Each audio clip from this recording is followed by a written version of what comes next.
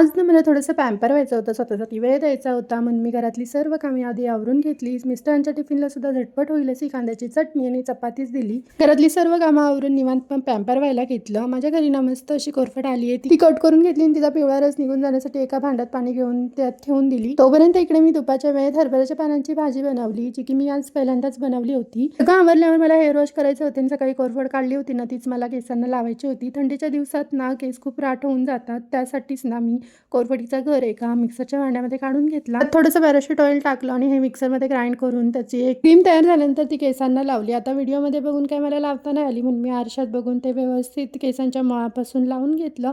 त्यानंतर राहिलेली जी कोरफडीचा घर होता तो चेहऱ्याला आणि मानेला लावून घेतला. हे सगळं करेपर्यंत दुपारची वेळ झाली होती. मग मी आधी जेवण करून घेतलं, भूक पण लागली होती. 1 तास कोरफडीचा घर केसांवर ठेवायचा होता. मग या वेळेत मी बेडरूम मधल्या जाळ्या काढायला घेतल्या. तसंही मला बेडशीट बदलायचीच होती. मग म्हटलं ह्याच वेळेत छोटी मोठी क्लिनिंग करूयात. बेडरूम मधल्या बेडच्या कोपऱ्यातल्या जाळ्या काढल्या. तसंही मला खूप दिवसांपासून बेडशीट बदलायचीच होती. आज बदलेन उद्या बदलेन म्हणून मग आज शेवटी बदलली. गादी झटकून त्याच्यावर मग नवीन बेडशीट टाकली. बेडशीट लावायचं म्हणजे ना खूप स्ट्रगलचं काम असतं. ह्या कोपऱ्यात जायचं त्या कोपऱ्यात जायचं, मग कसं लावून घेतलं. उशीचं कव्हर नवीन बदललं. परत मग सर्वत्र बेड वगैरे सेट केला आणि परत एकदा झाडून घेतली सर्व बेडरूम. आणि ज्या दिवशी मी बेडशीट बदलेन ना त्या दिवशी माझ्या बेडरूमचा लुकच पूर्ण चेंज होऊन जातो. म्हणजेच बेडरूम एकदम सुंदर दिसत होती. त्यानंतर मग मी आंघोळ करून फ्रेश होऊन आले, हेअर वॉश केले. माझ्यासोबत आज बेडरूम सुद्धा पॅम्पर झाली होती. कोरफड लावल्यामुळे ना केस अगदी सिल्की शायनी झाले होते.